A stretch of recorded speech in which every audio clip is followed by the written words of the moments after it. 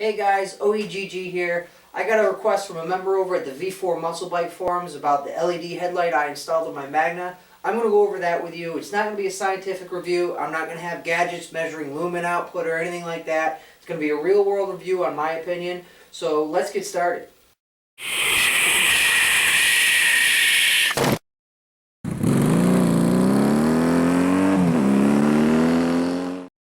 Starting off, I was a little skeptical knowing LED technology is still new, but I picked up this Speed Metal LED H4 bulb from my local cycle gear shop for $69.99. It says it has a 2200 lumen output and very low 24 watt draw on the battery and charging system. It also claims it has a 30,000 hour lifespan and easy installation. We'll see about that. Please note, I chose this LED due to its cooling method being a fan located on the rear. Others use regular heat sinks like this one, but I feared that the enclosed housing like the Magna has would fry it. Sorry for not having actual footage before and after, but I already had this installed when I decided to do the review. First off, your stock headlight on the Magna is used as a junction box for your wire harness. I had to remove said wires by disconnecting them from each other and pulling them out of the hole in the rear of the housing. I then reconnected them behind the two plastic covers in front of the fuel tank. This includes the actual connector for your headlight. It's a bit tricky, but it can be done. Just make sure you have full range of motion of your handlebars before you proceed to the next step. Next was the easy part. I plugged in the LED to the stock harness and turned it on. You will notice the LED has two large diodes offset from each other. This is to mimic a filament location in your stock halogen bulb. Also, you will notice the LED turns on and off with your high beam switch. Make sure that is facing down in your headlight housing. Your low beam diode, always on, should be facing upwards to utilize the reflective housing. Also, when using your high plus low beam on a halogen, it either lights one filament or the other, not both. The LED will fire both at once and give you access to, in theory, a better view ahead.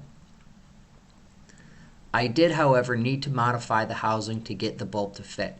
You can see there are two wire harness brackets that are located at the upper rear of the housing. I needed to remove these and use a Dremel to wear down the holes they were screwed into. I didn't see this as a big uh-oh, considering it isn't the end of the world if I put the stock wires back in without them. Did somebody say zip ties? After that, just button up your housing and you're ready to ride. Now, I didn't get much video because, well, video at night doesn't really catch the actual experience. If you don't know what I'm talking about, go shine a big-ass flashlight into the trees and record it. You will always see more with the naked eye than your camera set to stock settings will pick up. That is, unless you have an outrageously expensive camera or you're blind. The good, low watts. I installed this after I blew my regulator rectifier and switched over to a MOSFET regulator rectifier. I hear these work better with the MOSFETs because they regulate voltage better.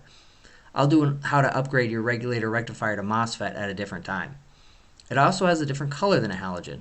This is purely opinionated, but I like it. It is also very visible during the day when riding. Some people also are deterred from the fan noise.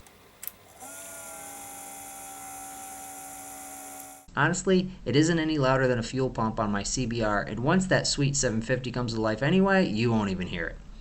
Also, you'll be cool, because let's face it, we all want to be cool. The bad.